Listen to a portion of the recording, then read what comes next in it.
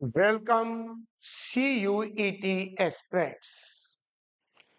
आज हम आपके लिए अकाउंट्स पेपर के कुछ एक ऑब्जेक्टिव क्वेश्चंस लेकर आए हैं। The purpose of recording this class is that you should know how your preparation of CUET is going on. If you are able to answer all these 10 questions, it means you are doing well. If you answer less than 8 questions or even 8 questions, then it shows that you need serious attention towards your studies. आइए हम और आप मिलकर इन 10 questions को देखते हैं। हर question को देखने के बाद आप वीडियो को पॉज करें, उसका आंसर निकालें। अगर आप सही आंसर देते हैं, it means you are doing well, provided you are able to answer 10 out of 10. If you answer 8 or less than 8, that means you need serious attention for your CUET exam. बच्चों ध्यान रखना, CUET exam में एक एक number बहुत कीमती होता है। बहुत से लोग सोचते हैं 4-5 नंबर कम रह गए तो क्या? बेटा 5 नंबर में तो जाने कितने ही कॉलेजेस आप खो देते हैं। हर नंबर पर 500-600 स्टूडेंट्स होते हैं हर एक नंबर पर, तो एक एक number is of vital importance. So do work hard, give your full time with full dedication and devotion for your CUET studies. आइए जल्दी से हम शुरू करते हैं। Question number 1 which is on your screen. आप वीडियो पॉज करें और जल्दी से इसका आंसर बताएं।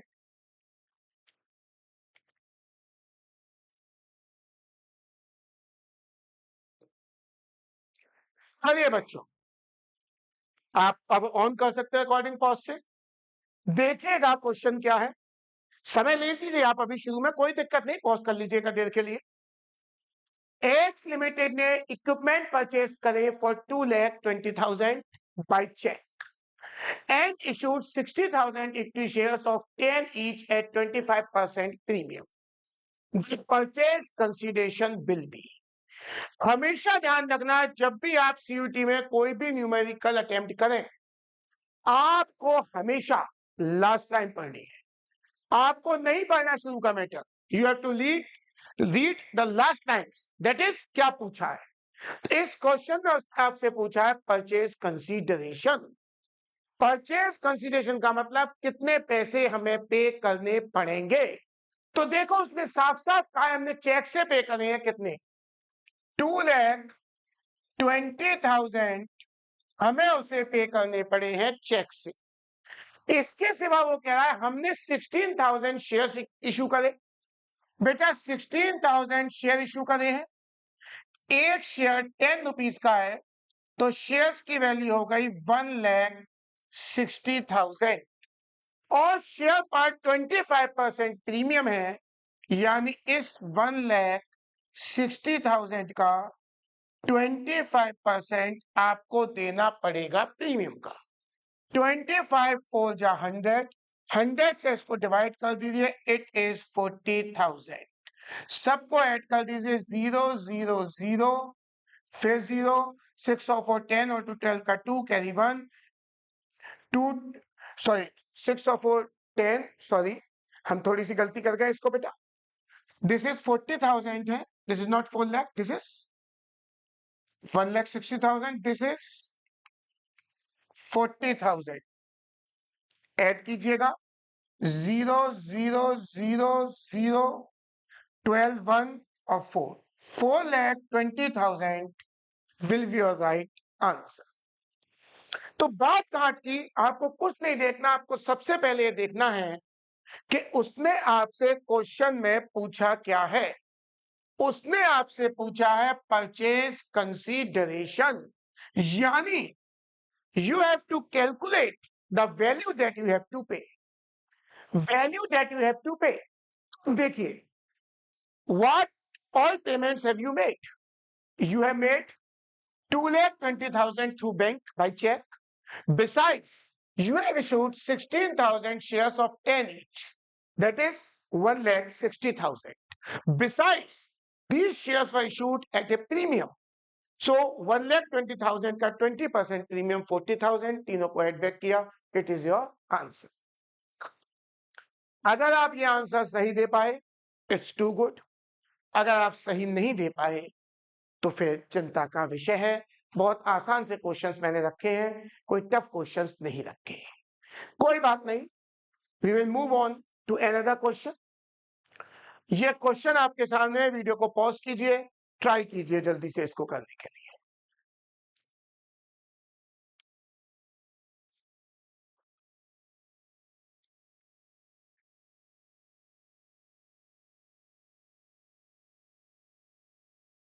चलिए ऑन करते हैं। आप पॉज रख सकते हैं देर तक, जब आप कर लें उसके बाद ऑन करें। अब आप इतना लंबा क्वेश्चन पढ़ेंगे, आपको टाइम लगेगा। नहीं बेटा, क्वेश्चन नहीं पढ़ना, आपको लास्ट लाइन पढ़नी है। पूछा क्या गया है?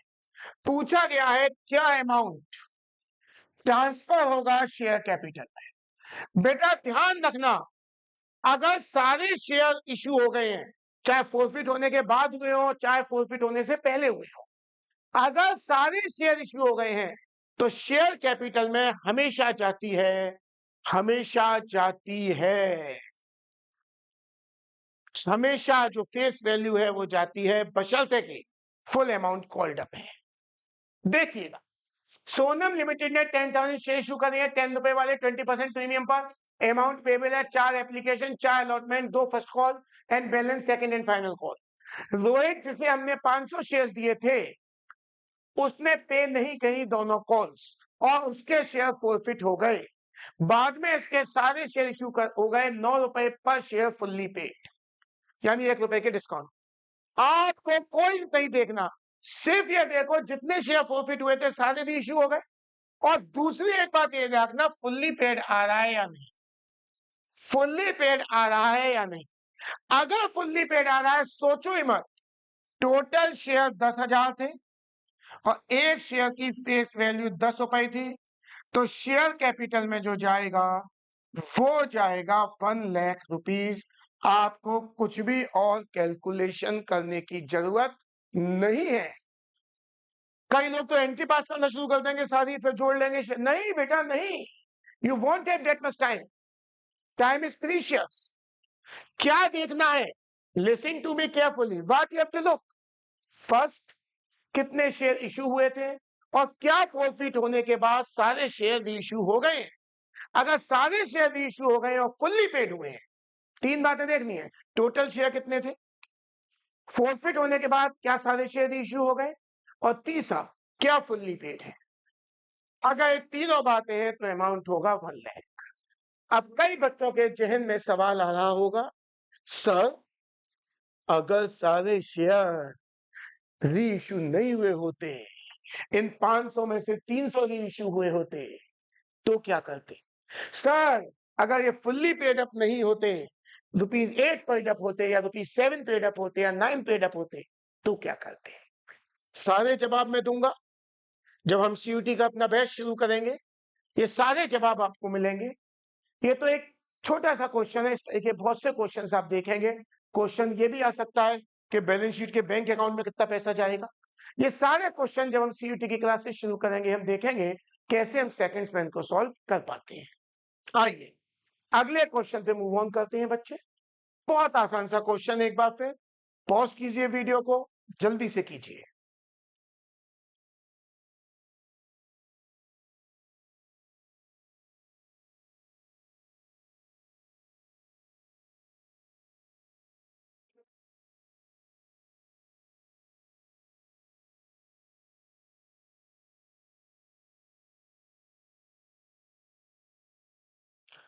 चलिए बच्चों वीडियो ऑन करते हैं। X Limited forfeited 100 shares of 10 each, issued at a premium of 20% for non-payment of first call of rupees 3 per share and final call of rupees 1 per share. The minimum price per share at which these shares can be reissued. उसने पूछा है कम से कम हम इन share को कितने price पर issue कर सकते हैं। कम से कम पूछा है, यानी हमें ये पता करना पड़ेगा कितने डिस्काउंट दे सकते हैं ज्यादा से ज्यादा। मैंने आपको बताया था हम ज्यादा से ज्यादा उतना डिस्काउंट दे सकते हैं जितना पैसा हमारे पास फोरफिटेड शेयर्स अकाउंट में है। हम अधिक से अधिक उतना डिस्काउंट दे सकते हैं जितना पैसा हमारे पास फोरफिटेड शेयर्स अकाउंट में है। आप सभी जानते हैं फोरफिटेड शेयर्स अकाउंट में आता है जितना पैसा पेड अप है। अगर किसी बच्चे को ये बात नहीं पता तो जब क्लास शुरू करेंगे पूरा ढंग से समझाएंगे दोबारा से, पर अगर आपने 12th करी है तो ये आपको पता है। पेड अप तो देखो कितना पेड अप है। उसने दे रखा है, हमने फर्स्ट कॉल पे नहीं करी 3 की और फाइनल कॉल पे नहीं करी 4 की, यानी 4 रुपया पे नहीं करा। जब 10 में 4 पे नहीं करा तो कितना पे कर दिया होगा? हमने पे कर दिया होगा 6 रुपए। हमने पे कर दिया होगा 6 रुपए, यानी हम अधिक से अधिक डिस्काउंट दे सकते हैं 6 रुपए का। तो अगर 10 रुपए का शेयर है तो हम उसमें से 6 रुपए डिस्काउंट दे सकते हैं, यानी हमें शेयर इशू करना पड़ेगा कम से कम कितने में? 4 रुपए में। ये तो डिस्काउंट की वैल्यू है। अगर वो डिस्काउंट पूछे कि ज्यादा से ज्यादा कितना डिस्काउंट दे सकते हैं तो आंसर होता 6, मगर उसने नहीं पूछा ज्यादा से ज्यादा कितना डिस्काउंट दे सकते हैं। उसने पूछा है कम से कम कितने प्राइस पर शेयर को इशू करना पड़ेगा, तो कम से कम इशू करना पड़ेगा 4 रुपए पर। 4 विल बी योर आंसर। उम्मीद करता हूं समझ गए होंगे। अगर कोई बच्चा नहीं समझ पाया, उसने 12th ढंग से नहीं पढ़ी, तो जब क्लास होगी हम शुरू करेंगे बैच, तब ढंग से उसको दोबारा समझाएंगे। अभी मैं उम्मीद करता हूं इतना आपको पता होगा। फोरफिटेड शेयर्स में वो पैसा आता है जितना हमको मिल चुका है। हमको 10 में से 4 नहीं मिले, इसका मतलब 6 मिल चुका है, यानी 6 रुपए हमारे पास फोरफिटेड शेयर्स अकाउंट में मौजूद है। इसका मतलब है हम अधिक से अधिक जो डिस्काउंट दे सकते हैं वो 6 रुपए का दे सकते हैं। 10 में से 6 का डिस्काउंट दे सकते हैं, इसका मतलब कम से कम 4 रुपए हमको लेने पड़ेंगे शेयर इश्यू करने पर। तो minimum price per share issue हो सकता है दैट इज 4। चलिए शीघ्र ही मैं आपके साथ इकोनॉमिक्स, बीएसटी, जनरल टेस्ट में मैथमेटिक्स, रीजनिंग और इंग्लिश, इन सब के भी वीडियो शेयर करेंगे आपके साथ, ताकि आप अपनी परफॉर्मेंस को असेस कर सकें। फिर आपसे जोर दे रहा हूं बेटा, सीयूटी पर फोकस कीजिए। मैं ये नहीं कह रहा कि हमारे यहाँ कोचिंग ही कीजिए, आप सेल्फ करें, कैसे भी करें। ऑल्दो सेल्फ थोड़ा टफ पड़ता है क्योंकि आप ट्रिक्स नहीं समझ पाते। ट्रिक्स समझना बहुत जरूरी है वहां पर। चलिए, ये 50 डेज करीब का टाइम बहुत वाइटल है बेटा। We are going to run the batch for 5 hours per day, that is we will have 250 hours, and I think 250 hours are sufficient enough to complete the entire course. हाँ, एक दिन में अगर 1-2 घंटे हम पढ़ाएं तो हम नहीं कर सकते कुछ भी सीयूटी में, पर 5 घंटे पर डे मीन्स 250 घंटे, I think they are sufficient enough. Next question आपके सामने है, वीडियो पॉज कीजिए, जल्दी से कीजिए इसको।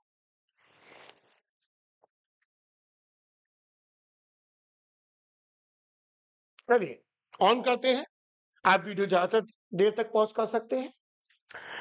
बेटा वाई लिमिटेड ने फोरफिट करे हैं 100 शेयर्स 10 रुपीज। पहले, हाँ सॉरी, आप कहेंगे सर आपने कहा था पहले नीचे का पढ़ा करो, बिल्कुल पढ़िए।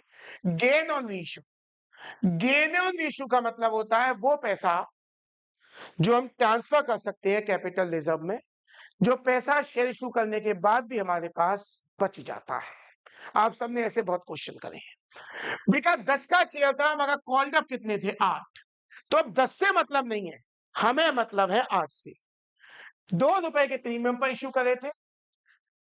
रमेश जिसपे 100 शेयर थे उसने पेमेंट नहीं किया अलॉटमेंट मनी का 5 रुपए का, जिसमें 2 रुपए प्रीमियम के भी शामिल थे, यानी रमेश ने अलॉटमेंट पर यानी रमेश ने अलॉटमेंट पर जो फेस वैल्यू नहीं दी वो 3 नहीं थी। 8 रुपए हमने मांगे थे, रमेश ने अलॉटमेंट पर 5 रुपए का पेमेंट नहीं किया, इस 5 में 2 प्रीमियम था यानी 3। आगे, फर्स्ट एंड फाइनल कॉल 2 पर share was not made. First call तो मांगी ही नहीं गई है, यानी फर्स्ट के साथ फाइनल भी लिखा हुआ है, इसका मतलब सेकंड कॉल नहीं है, सेकंड कॉल नहीं है। यानी कुल 8 मांगे थे, कुल कितने मांगे थे बेटा? 8, जिसमें से 3 रुपए नहीं दिए अलॉटमेंट पर। 2 तो मांगे ही नहीं है बेटा, 2 तो मांगे ही नहीं है, 2 की कॉल तो भी हुई नहीं है, तो 2 को आप ध्यान नहीं रखेंगे। 8 कॉल डब थे जिसमें 3 नहीं दिए, इसका मतलब एप्लीकेशन पर हमने दे दिए 5 रुपए, यानी पेड अप वैल्यू 5 रुपए है। मैंने अभी बताया था फोरफिटेड, मैंने आपको भी बताया था बच्चों, फोरफिटेड शेयर्स अकाउंट में जाती है पेड अप वैल्यू, पे हो चुके हैं 5 रुपए, पे हो चुके हैं 5 रुपए, तो 5 रुपए हमारे यहां पर आ गए फोरफिटेड में एक शेयर पर। कुल शेयर 100 थे, यानी हमें मिल चुके हैं कितने पैसे? 500 रुपए। मगर ये 500 रुपए हमें मिले हैं 100 शेयर फोरफिट करने पर, जबकि हमने रीइश्यू करे हैं केवल 70 शेयर। तो पहले हमको ये निकालना पड़ेगा 500 रुपए हमको मिले थे 100 शेयर फोरफिट करने पर, तो इन 70 शेयर को फोरफिट करने के कितने पैसे होंगे? इन 70 शेयर को फोरफिट करने के होंगे 350 रुपीस। अब हमें ये देखना है 350 में से हम कितना डिस्काउंट दे चुके हैं। बेटा वो कह रहा है ये शेयर इशू करे हैं 8 कॉल्ड अप 10 पर शेयर, लो 8 रुपए जिस पर मांगे थे उसे इश्यू किया है 10 पर, यानी और ज्यादा पर इश्यू किया है, यानी 2 रुपए के प्रीमियम पे इश्यू करा है। तो जब प्रीमियम पे इश्यू किया है तो हमने डिस्काउंट कोई भी नहीं दिया। अगर डिस्काउंट पे इश्यू किया होता तो हम इसमें से डिस्काउंट माइनस कर लेते, मान लो डिस्काउंट पे होते डिस्काउंट इसमें से माइनस कर लेते, पर वो क्या है डिस्काउंट पे इश्यू किया ही नहीं है, हमने इश्यू किया है प्रीमियम पर, यानी ये पूरे के पूरे 350 रुपए हम पे बच गए, जो ट्रांसफर होंगे कैपिटल रिजर्व में, और जितना पैसा कैपिटल रिजर्व में ट्रांसफर होता है वो ही हमारा गेन या प्रॉफिट होता है रेशियो पर। अगर समझ में नहीं आया हो वीडियो को दोबारा देख लीजिए। बेटा मैं थोड़ा प्रॉपर चैनल से इसलिए नहीं बता रहा हूं इस समय क्योंकि ये सब चीजें आपको 12th में आती हैं, फिर भी नहीं आती तो जब हम क्लास शुरू करेंगे हम बिल्कुल धीमे धीमे चीजों को लेकर चलेंगे। आपके ऐसा टाइम टाइम तो बेटा बातचीत में ज्यादा लग रहा है, अदरवाइज समय नहीं लगता इन क्वेश्चंस को इस तरीके से करने में। आप दोबारा रिवर्स करके देख लीजिए, कोई डाउट हो तो। नेक्स्ट क्वेश्चन को हम देखते हैं बच्चों, जल्दी से बताइए आंसर मुझे। इस क्वेश्चन को तो आप बड़े आराम से कर सकते हैं, आपको वीडियो पॉज करने की भी जरूरत नहीं है। इंटरेस्ट ऑन डिवेंचर्स क्या होता है? बेटा मैंने आपको बताया हुआ उनको जो उनको मैंने पढ़ाया है, जिनको नहीं पढ़ाया उन्हें और टीचरों ने बताया होगा, जरूर बताया होगा। 2 चीजें होती हैं, चार्ज अगेंस्ट प्रॉफिट और appropriation of profits. Charge against profit का मतलब होता है ये पेमेंट आपको करना ही करना है चाहे प्रॉफिट हो या लॉस। एप्रोप्रिएशन ऑफ प्रॉफिट का मतलब होता है तभी पेमेंट किया जाएगा यदि आपको प्रॉफिट है, लॉस है तो पेमेंट नहीं होगा। तो ध्यान रखना डिवेंचर पर इंटरेस्ट देना ही पड़ेगा, चाहे आपका बिजनेस लॉस में हो या प्रॉफिट में हो, देना ही पड़ेगा। इसका मतलब charge against profit, right answer is B. Interest on debentures is a charge against profit. Next जल्दी देखिए, minimum subscription must be received within. Minimum subscription का मतलब आप जानते हैं कि आप जितनी शेयर कैपिटल इश्यू करना चाहते हैं उसकी कम से कम 90% सब्सक्राइब होनी चाहिए पब्लिक के द्वारा। अगर 90% शेयर्स भी पब्लिक खरीदने को तैयार नहीं होती तो आप शेयर्स इशू नहीं कर पाएंगे, आपको कैंसिल करना पड़ेगा आपका इशू। वो कह रहा है मिनिमम सब्सक्रिप्शन कितने समय के अंदर हो जाना चाहिए प्रोस्पेक्टस इशू करने के बाद। जिस दिन आपने शेयर के लिए प्रोस्पेक्ट इशू किया, उसके कितने दिन के अंदर मिनिमम सब्सक्रिप्शन रिसीव हो जाना चाहिए? 30 दिन, 60 दिन, 90 दिन, 120 दिन। अगर आपने ढंग से थ्योरी पढ़ी है तो शायद पढ़ा हो सकता है ना भी पढ़ा हो, क्योंकि क्लास 12 तक थ्योरी की बहुत ज्यादा आवश्यकता नहीं होती, यहाँ होगी। या चाहे पार्टनरशिप हो, चाहे कैश फ्लो हो, चाहे रेशियो एनालिसिस हो, चाहे कंपनीज का पार्ट हो, आप बहुत सी थ्योरी के नए पार्ट सीखेंगे जिन्हें मैं क्लास में कराऊंगा। तो ध्यान रखिए, जिस दिन आपने प्रोस्पेक्टस इशू किया है उसके 30 डेज के अंदर मिनिमम सब्सक्रिप्शन रीच हो जाना चाहिए। तो the right answer is 30 days. अगला क्वेश्चन आपके सामने है। If a company fails to receive minimum subscription का मतलब 90%, the entire money received on application must be refunded within. वो कहता है अगर कोई कंपनी मिनिमम सब्सक्रिप्शन 90% शेयर्स के को भी पब्लिक सब्सक्राइब नहीं करती, तो बचे हुए जिन लोगों ने एप्लीकेशन पर पैसा दे दिया था वो हमें कितने दिन के अंदर लौटाना पड़ेगा? 7 डेज, 15 डेज, 30 डेज या 45 डेज? राइट आंसर इज 15 दिन के अंदर। जिस दिन हमारा इशू बंद हुआ है उसके 15 दिन के अंदर हमको पैसा लौटाना पड़ेगा। इशू क्लोज होने के 15 दिन के अंदर हमको पैसा लौटाना पड़ेगा। बच्चों, आज 11 मार्च को मैं क्लास रिकॉर्ड कर रहा हूं। 12 मार्च को 12th का शायद इंग्लिश का एग्जाम है। I wish you best of luck for your exam. घबराएं नहीं, कूल रहे, पेपर दें। और मेरी हमेशा से एडवाइस रहती है रात को देर तक ना जगे। चलिए नेक्स्ट क्वेश्चन पर मूव ऑन करेंगे। When debentures issued as collateral security, तो पढ़ा होगा आपने कोलेटरल सिक्योरिटी, दो मेथड होते हैं, एंटीज पास्ट, एंटीज नॉट पास्ट। ध्यान है ना? हाँ, मगर यहाँ क्वेश्चन कुछ अलग है। जब आप डिवेंचर्स को कोलेटरल सिक्योरिटीज के रूप में इशू करते हैं तो debenture suspense account balance sheet में कहां पर दिखाया जाता है? Debenture suspense account balance sheet में दिखाया जाता है as an asset. As an asset. क्यों, कैसे, सब डिस्कस करेंगे जब हम बैच शुरू करेंगे। Moving on to last question. एक शॉर्ट वीडियो बनाना है हमको।